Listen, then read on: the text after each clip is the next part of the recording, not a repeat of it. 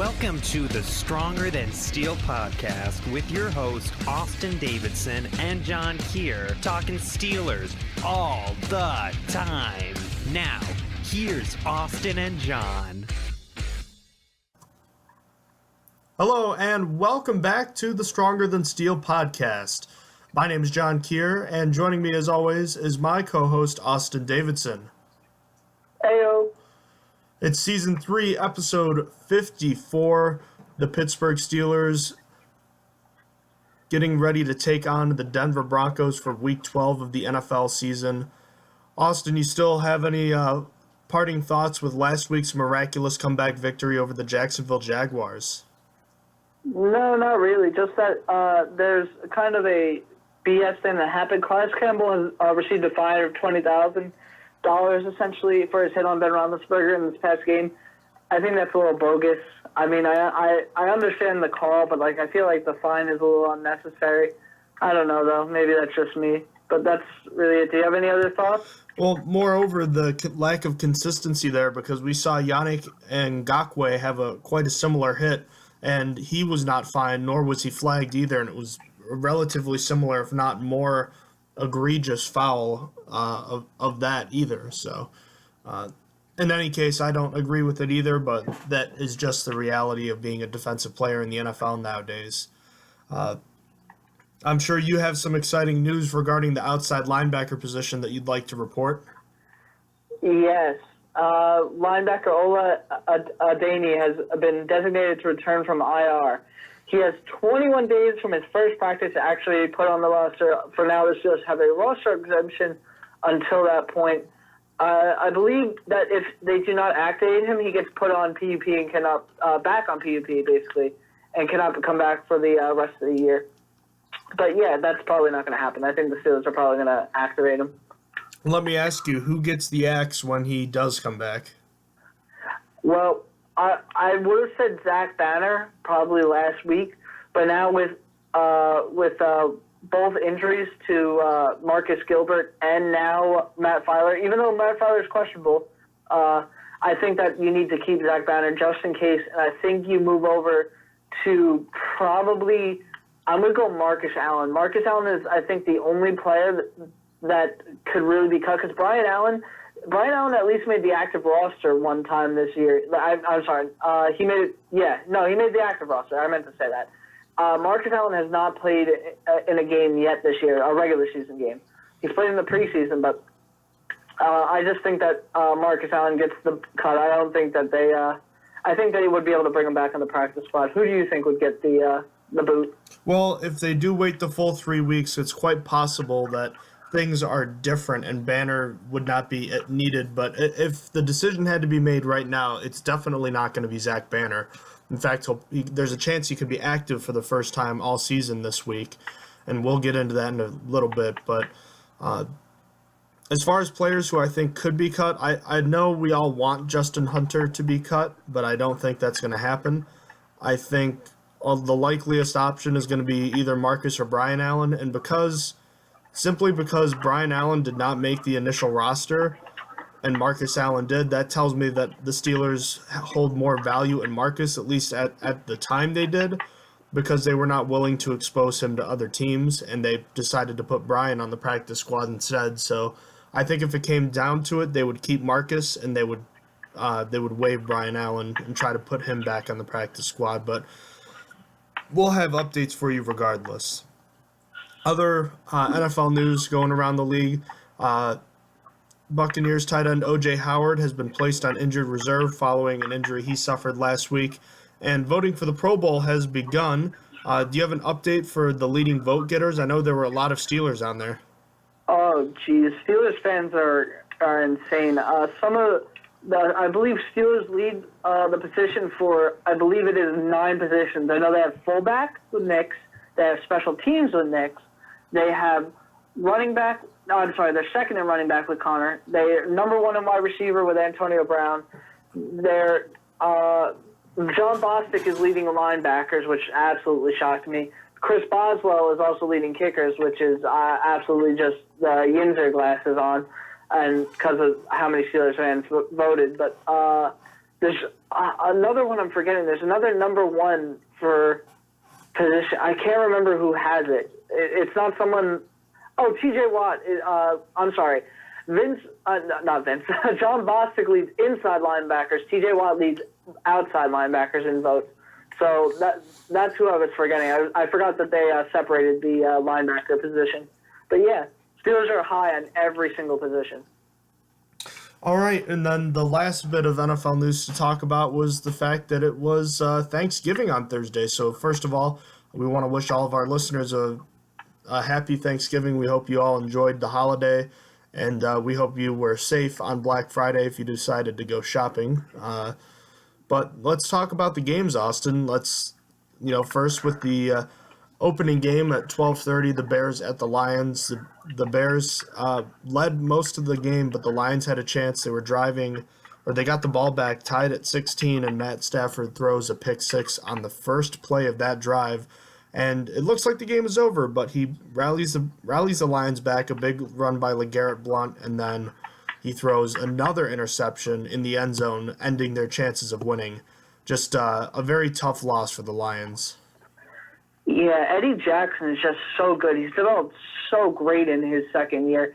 I definitely did not expect that. Like I remembered Eddie Jackson last year. I remember thinking about his name because everyone might remember him from last year as the guy who had two turnover touchdowns against Carolina, because that's how I remember him. I remember him having a fumble recovery touchdown and then a pick six against Carolina last year. I was like, oh, I don't know who that guy is. He was a rookie last year. Now this year he's doing the same thing. But he's doing it in almost every game where he has turnovers. This was the second straight game with a pick six, and I was like, this guy's going to be good. Like, I mean, he's already good, so he's just going to be a great player in the league for a while, especially on the Bears defense that helps them out. So yeah, that's all I want to say. The 4 o'clock game, the Redskins and Cowboys. Colt McCoy played okay, but not well enough. Obviously, the Cowboys took control of that game late, thanks to a couple big plays from Amari Cooper. Cooper finally starting to look like the guy we saw at the beginning of his career, a dynamic performance, including a 90-yard touchdown. Oh, yeah. The Cowboys are probably they're excited, and then the Raiders are just looking about like how they've done every other trade this year. Like, wow, we really messed up. So I'm surprised. I really did think Amari Cooper was trash, but I mean, he put up a stat line of 8 catches or 180 yards and 2 touchdowns, and made the Redskins secondary look trash out there. So good on the Cowboys for seeing something in Amari Cooper that a lot of people didn't, because a lot of people thought they lost that trade. So far, it's paying off swimmingly, where they're now favorites to probably win the NFC East. I was going to say, is there any reason to think they won't win it right now? Not right now. I mean, I think the Eagles get to play the Cowboys at least one more time, but like it's still like the Eagles are bad. The Eagles, to skip forward a little bit, the Eagles are down 5 cornerbacks right now. They're going into this game. They're down 5. Like they had to have wide receivers play in practice play cornerback because they're so low. Like they're in a bad state. Like it's just this should be the Cowboys' division to lose. And mind you, just because the Eagles are struggling, it doesn't mean they're a flash in the pan. I do think that they suffered a bit of a hangover, but I still think this is a good team. But just try to imagine the Steelers without their top 5 cornerbacks. They have, 5 on the roster. Just imagine having, your first 3 cornerbacks out. So that's Hilton, Hayden, and now Cody Sensabaugh. That means Cameron Sutton, Artie Burns, and Brian Allen are your top 3 cornerbacks. Do you really think you're going to win a Super Bowl with those guys at cornerback? Would you? There's no chance. Absolute zero. Exactly. So that's kind of what they're dealing with. So I'm not making excuses, but just try to understand. Try to put yourself in their shoes there. And then the night game, the Saints defeat the Falcons 31-17. The Falcons just not talented enough to compete with the Saints, who look like the best team in football right now. It's the same. I mean, I should have picked against them. I didn't, because I was like, this division keeps it close. And honestly, the first time they met, it was a close game. Just the Falcons are done. The Falcons they're basically looking forward to next year. They're starting to play into the draft pick game of getting the pick pretty high because where they're starting to look like they're finishing. So they're just bad, and the Saints are good. All right, now let's get into the Steelers and Broncos. It's the first time these two teams have played since 2015. You'll remember they played twice that year. The Steelers beat the Broncos in Pittsburgh.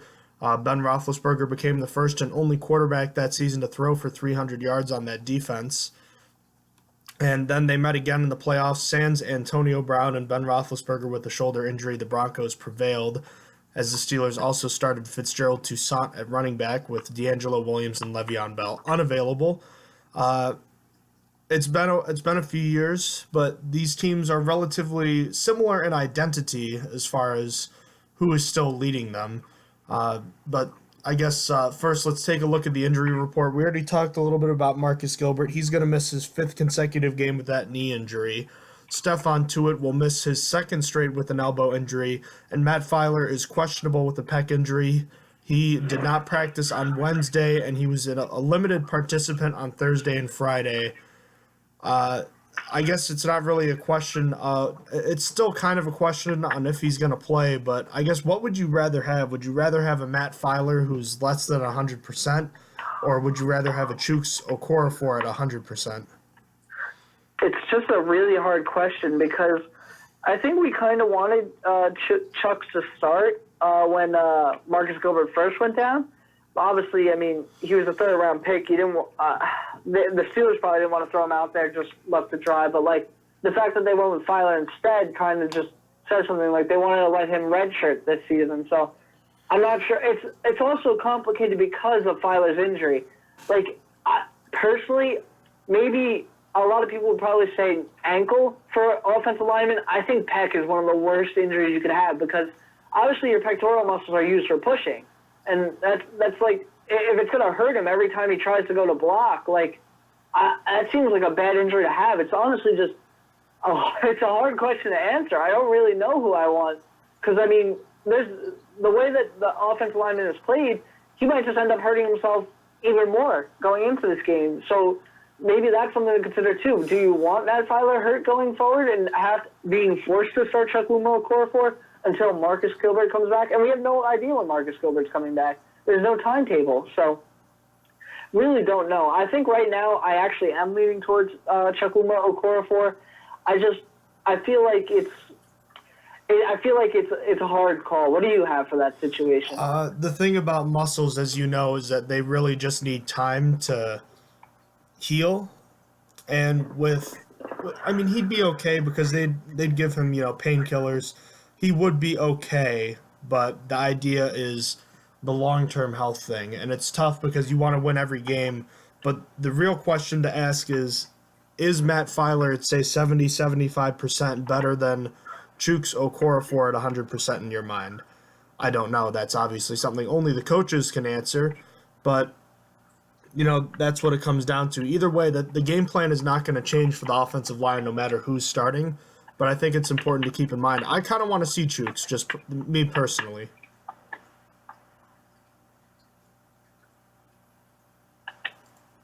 All right, on to the Broncos injuries. They have a couple key players injured right now. Cornerback Bradley Roby, is he still in concussion protocol?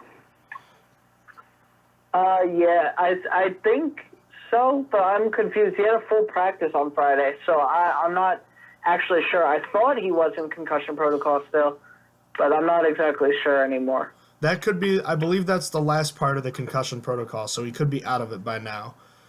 Inside linebacker Brandon Marshall has a knee injury. He is out, and safety DeMonte Thomas is out as well. Brandon Marshall's a key loss for them. Oh, yeah. Brandon Marshall is one of their best run stoppers, so that's a big one for them. All right, a little bit about the series history. The Broncos lead the all-time series between these two teams, 19 to 19, 11, and 1. The last result, obviously, being the postseason game between the Broncos and Steelers back in 2015. The Broncos won that game. I actually believe. It was 26-16. That's right. I think that's what it was. I might be wrong about that. I need to double check because for whatever reason I'm doubting myself. It was 26-16 Denver last time they met. Okay. I was confusing myself because there were 2 late field goals when the game was seemingly decided, so that's my fault. The Broncos, with the postseason win in the most recent matchup, lead that all-time series 6-3. And a fun fact, I didn't do a fun fact this time. I'll need to think of one, Austin, but for the time being, do you want to talk about what the Steelers' offense needs to do against the Broncos' defense? Now, we know this is still the same, not the same unit that we saw in Santa Clara for Super Bowl 50, but they're still a talented defense. They've got some superstars still. What do the Steelers need to do on offense? Well, I want to go back to the tackle conversation we were just having a second ago between Filer and Okorafor.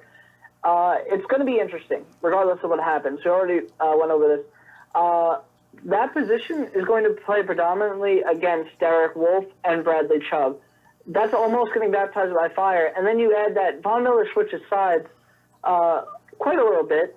So when Chukwuma Okorafor is going against Von Miller, that is literally what the definition of being baptized by fire is. That's probably the picture next to being baptized by fire in the dictionary. But still, though, let's go back to the guys that are definitely going to be on that side. Chubb has really emerged the past few weeks, flashing the skills the team wants out of a player taken in his position.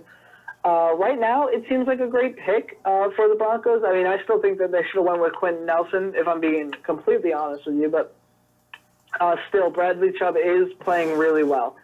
Then with Derek Wolfe, he's been okay. I feel like he's not having his best year, but still a solid one.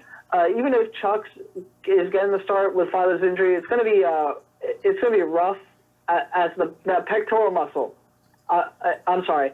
Even if Filer is starting, that pectoral muscle is used for the pushing. I already said this, so I'm not gonna go re-over that. But it's not only Filer or Chukwuma Okorafor who's going to have the hard time. Obviously, Villanueva is going to be going against Von Miller for most of the game, since that's Von Miller's main side. And he's as good as ever, Von Miller. Villanueva is going to have his hands full, that's for sure. Then, luckily the rest of their defensive line is unimpressive with Gostis and DeMonte Pecco, but it could be worse. There's definitely worse guys in the league, so I guess that's something to consider. But now I want to talk about the place I see a glaring mismatch for the Broncos, where the Steelers have the advantage. And the first place is the middle of the field. Brandon Marshall is out, meaning Josie Jewell, the rookie I looked at pre-draft, will be starting.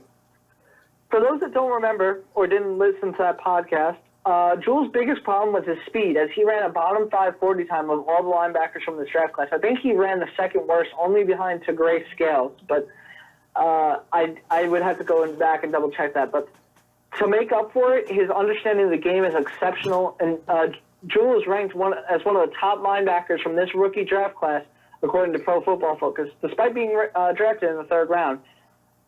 Back to the point at hand, though. It's that the Steelers need to use speed against him. Both Vance McDonald and James Conner out of the backfield in the passing game are mismatches for him. Even just James Conner running up the middle, if he could get past the defensive line, getting past Josie Jewell, he could break off a big run down the middle. But another good matchup is Hunter. Hunter's I think this might be like the only game I'd say this, but I think Hunter being active over James Washington would be a plus here, as his speed would blow the entire defense out of the water, because the Broncos' defense isn't very fast. They're not a very young defense for the most part, and even though Hunter isn't very good, his speed is completely mismatched for them. Really, though, this Broncos defense isn't as good as it used to be. They're in the bottom 10 teams with yardage given up, and that's because they had the problem that the Steelers had last year, and that's tackling. This comes from me and John's Broncos fan friend Dom, who said they just haven't been able to tackle good all year. They can't finish. They need to be ganged up to actually make the tackle. There's not a lot of one-on-one tackling that goes well for them, so that's going to play into the Steelers' advantage. But now let's talk about some matchups. Antonio Brown is going to go against one of the top cornerbacks in the league. Last time they met and Brown played, Brown won the battle, and I have high hopes for him in this one as well, as Harris has come down a little bit since that last meeting. Then Juju Smith-Schuster gets Bradley Roby if he's out of the concussion protocol. Roby played the slot for most of his career as he was behind Harris and Talib, and now that he's a number 2, he hasn't been what Broncos fans have wanted. I think Juju has the advantage there, if I'm being honest with you. Then for number 3, there's an interesting development going on with Ryan Switzer. If working to try and get paid and to be a great wide receiver wasn't enough, due to a Twitter conflict with Colin Dunlap, several people will be donating for every catch Switzer gets. Switzer will be donating $40 for every one of his own catches. Dunlap, who he exchanged words with on Twitter, will donate $20 per catch, and Big Ben will be donating $50 per catch for the regular season and $100 per catch in the playoffs if they make it. So that doesn't really have much to do with the actual game, but now Switzer has extra incentive to be more than just a situational guy. So watch him in the next few weeks. And that's not just it. I named 3 big guys that said it, but they actually, Switzer put out a thing on Twitter saying, I think it was a Patreon where it's like you can donate for every catch I get, and I saw people pledging $28 per catch, just like normal people. So there's a lot riding on him. It's all going to charity. It's all the I forget which charity he picked. I believe it's the Children's Hospital in Pittsburgh, but regardless, he has extra incentive to be more than just a situational guy now. So watch him in the coming weeks to actually step up. Maybe this is more drive to just be a great wide receiver, but other than him, like I said, I really think I would prefer Hunter for this matchup to combat the Broncos' poor tackling and their slowness. It's just maybe even Darius Hayward-Bay could be used more on offense here. I mean, he hasn't had many offensive snaps as of late, but I mean, it's just, I feel like speed is a key here. I feel like this would be a game where Justin Hunter and Darius Hayward-Bay are actually useful when normally I wouldn't really consider them useful on offense. But that's what I think of the offense. Did you find a fun fact? I did. So the Steelers have lost 3 straight games in Denver. Their last win came on a Monday Night Football game in November of 2009. The Steelers threw 3 touchdown passes. Ben Roethlisberger had all 3 of them. A 28-10 final. Hines Ward caught 2 of those touchdowns over his old college buddy. In fact, someone that called Ward a mentor in college is Champ Bailey, one of the best cornerbacks from our generation. And I thought it was interesting that the 2 of them went to college together and they knew each other quite well. Ward caught his second touchdown and actually hurdled Bailey, so that's not a major fun fact, but just kind of something interesting that Bailey and Ward went to college together, and Ward got the better of him in this game with 7 catches for 44 yards and 2 touchdowns. All right, so as far as the offense goes, look, the Broncos defense has a well-earned reputation for its play over the last few years, and while they still have some good players, Austin alluded to it, they're not quite the same unit that was responsible for their championship in 2015. When you talk about this defense, the first name you think about is Von Miller, obviously. In every season of his career, with the exception being 2013, where he only played 9 games, he's had 10-plus sacks. That's very impressive, and he's showing no signs of slowing down as an elite pass rusher this year. He's averaging a sack per game because he's played 10 games, 10 sacks, and he picked up his second career interception last week on Phillip Rivers. Blocking him has been and will continue to be the key for the offense, especially when you consider the state of the Steelers' offensive line, with Marcus Gilbert missing this game and Matt Feiler questionable as well. Even with Feiler being possibly ready to go, he'll be at less than 100%. And if he can't go, we already talked about it, Chukwuma Okorafor will start. Either way, these guys are in for a tough day. There's good and bad news, though. The good news is Von Miller doesn't always stay on his side of the line of scrimmage, meaning he likely won't play all of his snaps against Feiler or Okorafor. The bad news is that the pass rusher opposite Miller has been really good, too. And of course, I'm talking about the 5th overall pick from this year's draft, Bradley Chubb, whom many believe to be the best edge rusher from this draft class. He has 9 sacks this year, too, and he's been a perfect complementary piece to Miller this year. They've both been really good. So either way, both the tackles are going to have their hands full. Expect the Steelers to slide their protection the majority of the game to whichever side Miller is on, or just to the right side, which of course would mean that if they do slide to the right side, Alejandro Villanueva is going to be in a lot of one-on-one situations against a talented pass rusher. He has been very good this year, but could be in for his toughest test since he faced Myles Garrett earlier this year. The rest of the Broncos' defensive line and really defensive front is not that strong. They've been suspect against the run all year long, and when you consider that longtime starting inside linebacker Brandon Marshall is also injured and will miss this game, the Steelers should absolutely be committed to running the ball this week. Not just to keep Bradley Chubb and Von Miller on their toes, but to attack the weakness of this defense too. I want to see the Steelers run the ball everywhere this week. Pass rushers don't like defending the run all the time. Some don't anyways. So if you're constantly having to defend the run, and if you send combo blocks their way, it could discourage them and slow them down over the course of the game.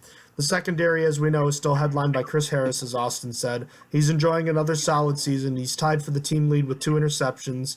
So just overall, the Broncos still have some really good key players on defense that you'll recognize, but they haven't been great collectively. That doesn't mean they aren't dangerous, but there's a way to beat them. And I mentioned it earlier, but I don't think the Steelers can win this game in a fashion like they did in 2015, where Ben Roethlisberger threw the ball 50 times for 380 yards. This time, the Broncos' weakness is in the ground game, so look for James Conner to get the ball early and often, while the short passing game complements it, so as to not allow Chubb or Miller to have many chances to hit Roethlisberger. And in the passing game, expect the Broncos to try to bracket and shadow Antonio Brown, keep him out of the game as much as possible, which would make for a good day for the likes of Juju Smith-Schuster, Vance McDonald, and other complementary pieces, as we know. Once they have made their mark, I think Brown will get into the act as well. I don't expect a repeat of last week's dreadful performance from the offense that saw no points for nearly 3 quarters. The Broncos' defense is solid, but at the end of the day, the Steelers just have too many matchup problems for them. They really should have no problem scoring 24 to 27 points, depending, of course, on how rusty they are, like we saw last week. But I think it should be a good day for the offense. On the other side, the Broncos' defense really just... It's been the same story for them for almost 4 or 5 years now. Whenever Peyton Manning started losing steam on his arm, just hasn't been able to throw the ball as well. They just never really found a guy that could push the ball downfield, and they've tried a bunch of different quarterbacks, and none of them have really helped out. So this is a running football team, isn't it? Oh yeah, I think the biggest thing with the Broncos is their rushing attack. In fact, they have 2 very good backs that excel in 2 different things. Royce Freeman, probably my favorite draft prospect pre-draft, is the guy that trucks you. He isn't the fastest, but he's going to run through tackles and come in on short yardage situations. He's also their best pass blocker. So I'll call him the tank back of the 2. Then Phil Lindsay, the surprise out of Colorado State, is the agile one. The one that could break off the big one, squeezing through holes and juking defenders. He's also their best pass-catching back, so I'll call him the jet back. So they got a jet and a tank at running back, is what I think of it. And I think these 2 are the second-best running back duo in the league, only behind Kamara and Ingram. Like, really, I think pretty highly of these guys together, because they just complement each other so perfectly. They complement each other well. What one doesn't do good, the other does. So I really like what the Broncos have here. But then if one gets hurt, they have Devontae Booker as their third option, which isn't bad. The linebackers are going to have to be good tacklers in this one, especially up the middle. That goes for the defensive line and safeties as well. But the defensive line just hasn't been good against the run, so I don't have the highest hope for them. And also I hope to not see runs get all the way to the safeties. Hopefully the safeties only get tackles against the run when they're lined up by the line of scrimmage. But anyway, speaking of the safeties, they should have a pretty good day as they don't really have a mismatch. Emmanuel Sanders and Cortland Sutton are their top guys, and they don't exactly scare me. I know Demaryius Thomas hadn't been great, but he was still their most dangerous weapon in my opinion, and now he's gone. So, I mean, I love Emmanuel Sanders, but I feel like they're outmatched. as I said for the safeties, it's the same for the cornerbacks. Joe Hayden and Mike Hilton outmatch Sanders and Son. Simple as that.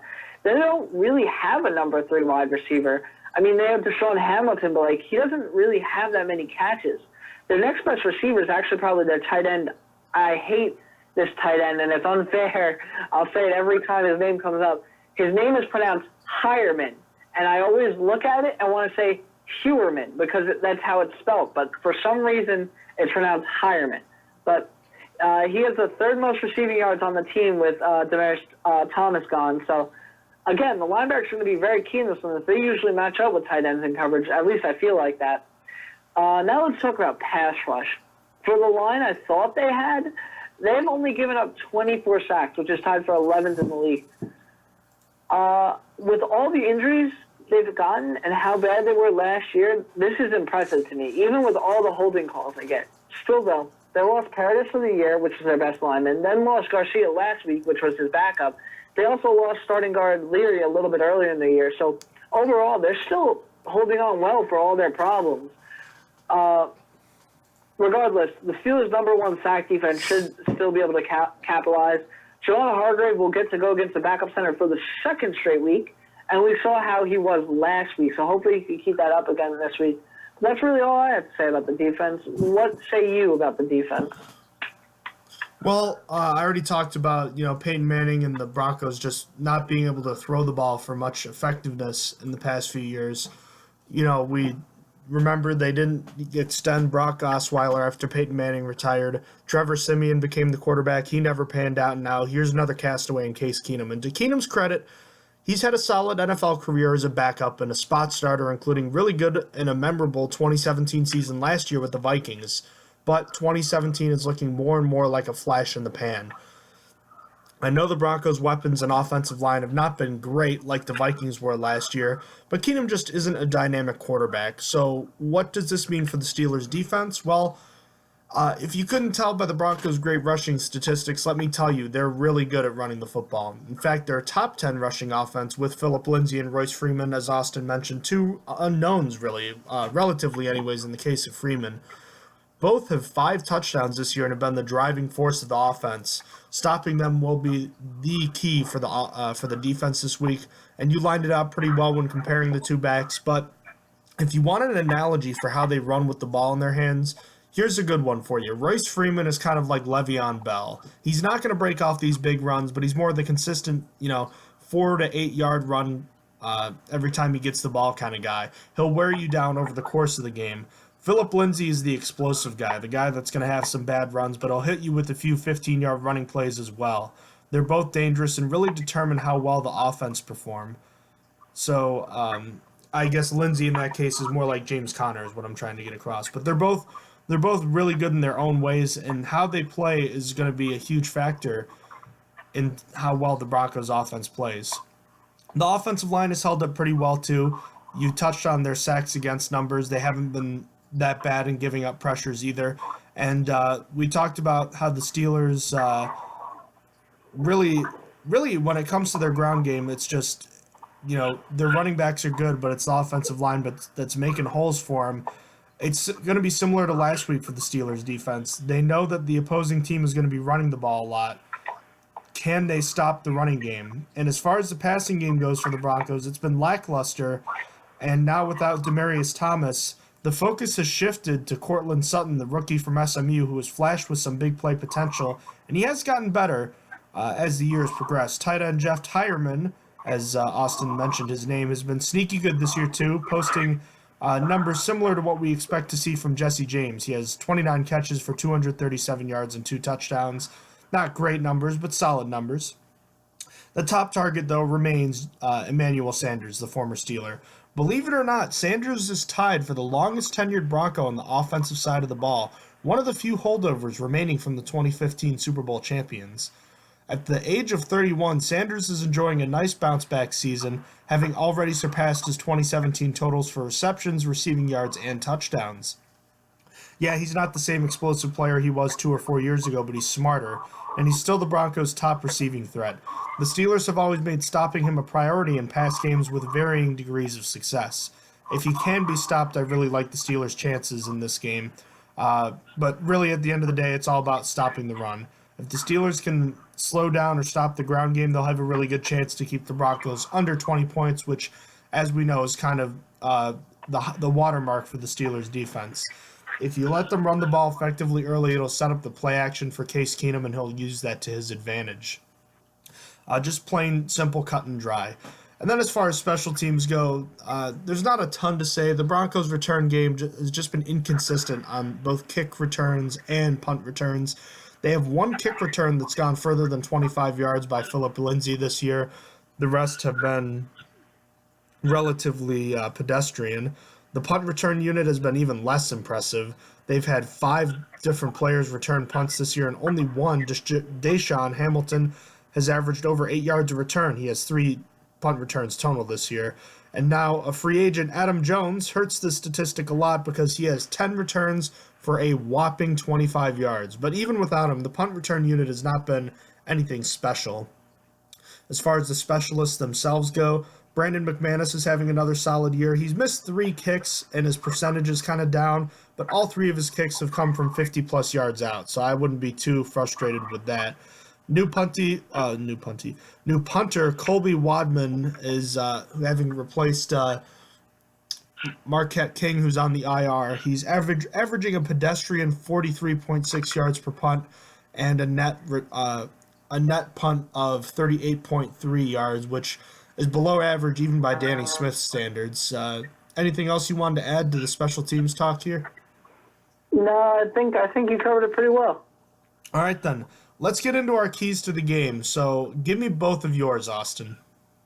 Well, on offense, it's to double-team Von Miller for most of the game, regardless of what side he's on. He's a one-man wrecking force and should be treated as such. Whatever side he's on, it's going to be important to keep him, at least try to keep him locked down. But on defense, it's to limit the Broncos' ground options. What I mean by that is they need to be able to shut down at least one of the 2 backs, whether they decide to be lock up in short yardage situations, or they limit Lindsey's yards per carry and his air contributions. They just need to keep what the Broncos do manageable, is what I'm trying to say. So what are your keys to the game? On offense, it's run the ball, and run the ball everywhere. The Broncos' weakness, as we identified on defense, is right up the middle, specifically on the defensive line. I want to see the Steelers exploit that in this game, but we know the Steelers are at their best, not running up the middle, but running to the sides, using their linemen to pull. So don't be afraid to run the ball as you normally would as well. In fact, as I mentioned earlier, try to run at Bradley Chubb and Von Miller a good amount in this game. Try to be aggressive with them, wear them down a bit. If you can tire them out with some runs, it could make for some favorable passing situations if they have to come off the field. And if they aren't as explosive, it also helps because if they stay on the field, maybe they're not as explosive as they would have been. Bottom line is run the ball and run the ball at them. And on defense, key in on Philip Lindsay, and I just wanted to focus on one player in this aspect. Lindsay's been their MVP so far. An explosive runner and a good option in the passing game. He's slippery. The defense needs to be able to bring him down this week. We saw a sloppy start from the defense last week, and if they don't bring him down, he could turn a 5-yard gain into a 50-yard gain real quick. And furthermore, I know Vince Williams was good in coverage last week, but I'm hoping to see a little more of LJ Fort when Lindsey's in the game on passing downs to kind of neutralize him as a check down option, because we know he hasn't been dynamic per se as a receiver, but he's certainly been an effective one at that. As far as X factors go, Austin, give me your offensive and defensive X factor. Who's going to make a big impact on this game for the Steelers? For offense for me, it's Ryan Switzer. I'm thinking his extra incentives, he will do more than usual, but we'll just have to wait and see for that. For defense, it's going to be Vince Williams. I feel like the inside linebackers are going to be very important in this game with their pass rushing and coverage because, like I said, the Broncos tight end Hireman is the third leading receiver in this game. I feel like he's going to have a lot of matchups on the inside linebacker, so I think that position is going to be important. Who are your X factors? On offense, I went with the running back, James Conner. He had a rough week against the Jaguars, and although it wasn't completely his fault, the Steelers abandoned the ground game and had poor run blocking in the game. He dropped 2 passes in the clutch moments, and he never really made his mark, so look for that to change this week. He'll be back in a big way against his Broncos defense. not on the ground and as a receiver, although I believe he will be, but most importantly as a chip blocker for the tackles. We know they'll have the toughest days on offense this week, and if Connor can help them out enough just to slow down the pass rush, I think that can really make a positive difference in this game. On defense, I'm going with Javon Hargrave. Hargrave had his best game as a pro last week, multiple sacks, and he was all over the field. With his snap count likely to be similar to what we saw last week due to the injury of Stephon Tuitt, I'm hoping to see a similar impact from Hargrave, not necessarily on the stat sheet, but I want to see him moving bodies and wrecking some plays in the backfield before they can get started. All right, let's move on to the pick'em section. We already talked about the Thanksgiving games. Let's talk a little bit about the 1 o'clock games today. Let's start with the Jaguars and the Buffalo Bills. Jaguars coming off the devastating loss to the Pittsburgh Steelers in Buffalo to take on, it looks like Josh Allen finally getting a chance to play for the Bills again after a good amount of time out. Well, personally, I don't like this game. I feel like the Bills might turn around and win it, but I'm going to pick the Jaguars to cover. I think that we saw the Jaguars last week. They played pretty good last week, so I'm going to say they covered here. I think the Jaguars are going to beat down the Bills, and I could be wrong because the Bills are the hardest team to predict this year. They've been very odd as far as picking games go, but I think the Jaguars, their backs are really up against the wall. They're pretty much done, but they need to win the rest of their games, and I think their desperation will lead to a win here. They played one of their best games of the year last week, and I think they'll continue to play well in this one. So give me the Jaguars, lay the points. The Battle of Ohio is underway. The Cleveland Browns coming off a bye in Cincinnati, Ohio to take on the Bengals. Bengals getting 3 points at home. Give me the Browns to win outright. I like them coming off the bye. I think Baker Mayfield, he's had a good solid amount of games here in recent weeks, and I think he'll capitalize on the week off with another solid week against what is statistically one of the worst defenses in NFL history. I'm going to actually pick Cincy to cover. I feel like the Browns just haven't been very good at home, so I'm going to pick, away from home. So I'm going to pick Cincy to win this outright because, Cincy can't afford a loss right now either, so I'm going to pick Cincy to cover. New England Patriots at the Meadowlands to take on the Jets. New England's getting a 9.5 point spread on the road. I don't see how they don't cover here. Sam Darnold's going to be in for a rough day. Yeah, Patriots cover easily. I have nothing else to say.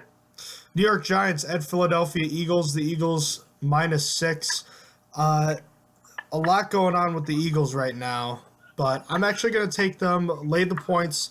I know the Giants have won a couple straight games here, but they came against, I know one of them was against the Niners, and the other one was against the Buccaneers, and I'm not sold on either of those teams being good. I know the Eagles have had their struggles, but I still like them to win.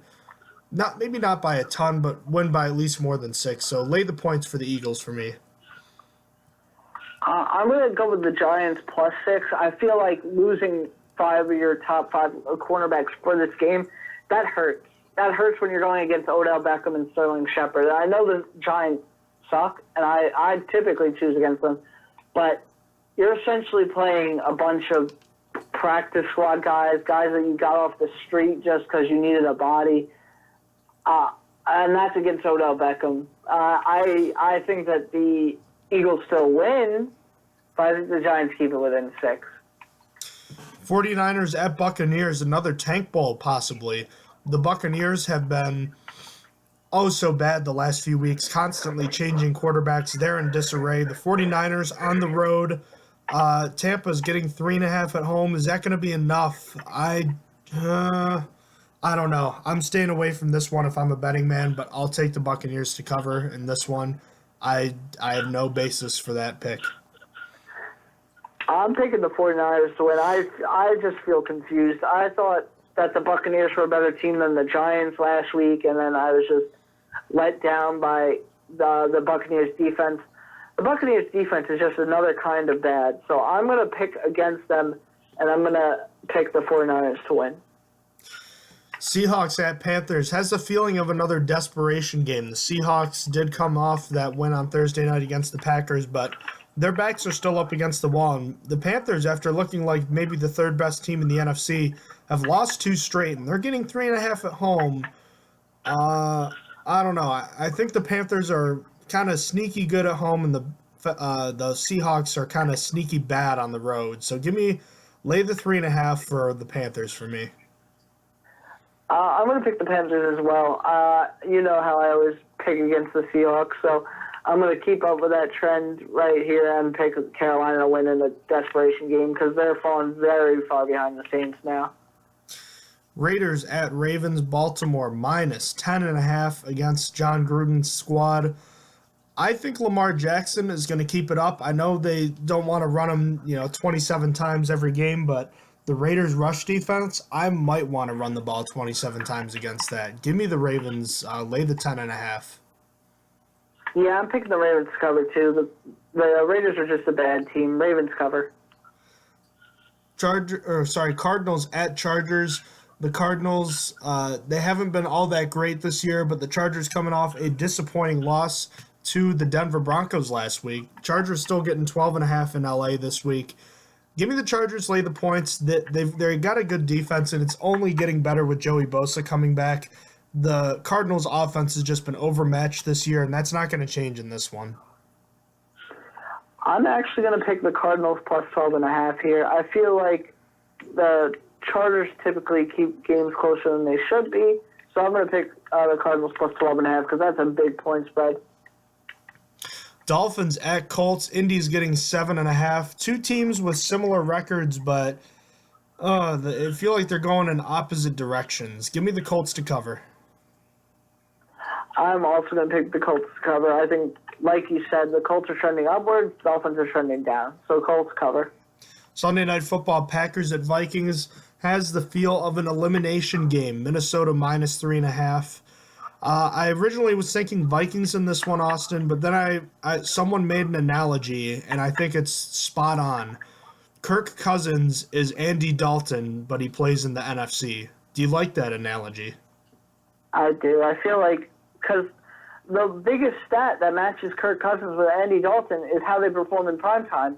In primetime, Kirk Cousins is 4-22. And I don't remember Andy Dalton's primetime stats, but I know they're not good. I can't remember it off the top of my head. But every time you talk about Andy Dalton in primetime or the Bengals in primetime, they're just not a good team. So they keep that constant, and that's just how it is. They can't win big games. That's how it be. Indeed. So I will take the Packers to win in this one, and you will as well, correct? Yeah, I'm going to take the Packers to win here. All right, on to Monday Night Football. Titans at Texans. Houston is minus 6.5 right now. The Titans are still just such a weird team. They're really an enigma, but I think the Texans are going to win their 8th straight here, and I think they're not going to win it handily, but they'll win it by at least 7. So give me the Texans, lay the 6.5. I'm going to pick the Titans to keep it within 6.5. Like you said, the Titans are a confusing team. They beat the Patriots. They just I don't know. They lost to the Bills. It's really hard to pick with how their team is. But I'm going to say that they keep it within 6.5. So Titans plus 6.5. All right, and then this is the last bye weeks for the NFL. We finally made it through. It's the Chiefs and the Rams, the teams that played on Monday night. So fantasy football owners, you finally don't have to worry about bye weeks anymore. Time to celebrate, right? No, it's time to cry because football's almost over. Rip. Bold predictions. All right, Steelers and Broncos should be a good one. Give me your bold predictions. Firstly, Steelers get a safety in this game. Then my second one is Vince Williams gets a turnover and the sack. And then Steelers score 2 50-plus yard touchdowns in this game. So those are my bold predictions. What are yours? My first one is kind of a negative one. We don't usually do that, but I think that Antonio Brown's streak of catching a touchdown pass in 8 straight games will come to an end tomorrow. And finally, Sean Davis is going to be responsible for 2 turnovers of his own, 1 interception and 1 forced fumble and fumble recovery. I think he's played solid this season, and I think the move to free safety has really helped him out. So I want to see it pay some dividends in this game. And final score prediction. We've been talking about this game. Steelers and Broncos, they haven't played in a few years, but The Steelers look like they should be able to win, but then again, we thought so last week, and they did, but they looked rather unimpressive in doing so. Pittsburgh's getting 3 points on the road. Going to be a tough game. I agree. I think that the Steelers it's going to be pretty close. I mean, the spread says that, but I still think the Steelers win 25-20 at the end of the day. What do you have what do you have as the final score? I think the Steelers win this one 27-17, and obviously they'll cover the spread there. I don't know. This seems like one of those games where it's just going to be a defensive-minded game. I know the Steelers, I have them putting up 27 here, and I think they will do that, but I think it's a close game throughout, and the Steelers make a few plays at the end of the game. They're leading by 3, and a late touchdown drive kind of puts the game out of reach. A hard-fought win on the road. The Steelers, as we know, have not won in Denver since 2009, so I think they'll come away with it this week, but it won't be an easy one. It'll be a closer game than the score indicates. So, with that, we are going to wrap up this edition of the Stronger Than Steel podcast. If you have any questions about the show, feel free to email us at strongerthansteelpodcast@gmail.com. Check out our website, strongerthansteelnfl.blogspot.com. Thank you so much for listening to us today, and Austin, thank you as always for joining me. No problem, dude. Have a good night, everybody. All right, take care, everybody. You have been listening to Stronger Than Steel podcast. Thank you for joining us today, and don't forget